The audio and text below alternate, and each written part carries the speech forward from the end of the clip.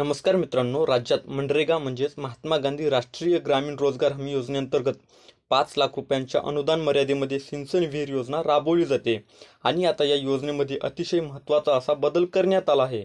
त्या संदर्भात महाराष्ट्र शासनाचा जी.आर. सुद्धा निर्गमित करण्यात आला आहे। नक्की काय जी.आर. आहे याची संपूर्ण माहिती आपण आजच्या व्हिडिओच्या माध्यमातून बघणार आहोत।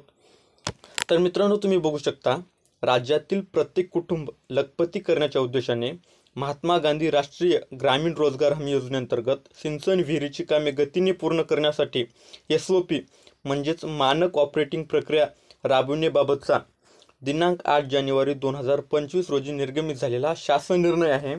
यामध्ये काय आहे ते थोडक्यात समजून घेऊयात। प्रस्तावनेमध्ये तुम्ही बघू शकता, इंदिरा आवास योजना ही प्रधानमंत्री आवास योजनेमध्ये विलीन करण्यात आलेली आहे।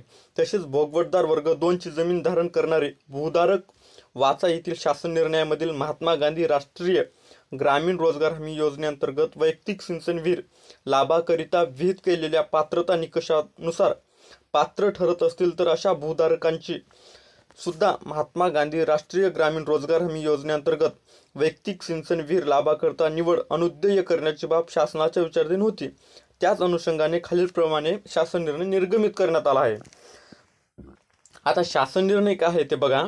महात्मा गांधी राष्ट्रीय ग्रामीण रोजगार हमी अधिनियमाच्या परिशिष्ट 1 कलम 1(4) मधील तरतुदीनुसार खालील प्रवर्गासाठी प्राधान्यक्रमाने सिंचन सुविधा म्हणून विहिरीची कामे अनुज्ञेय आहेत।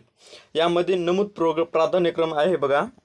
इंदिरा आवास योजनेखालील लाभार्थी, याऐवजी प्रधानमंत्री आवास योजनेखालील लाभार्थी, उपरोक्त विहित केलेल्या पात्रतेच्या निकषानुसार भोगवतदार वर्ग 2 ची जमीन धारणा करणारे भूधारक पात्र ठरत असतील तर त्यांची वैयक्तिक सिंचन विहीर लाभाकरिता निवड करण्यात येणार आहे।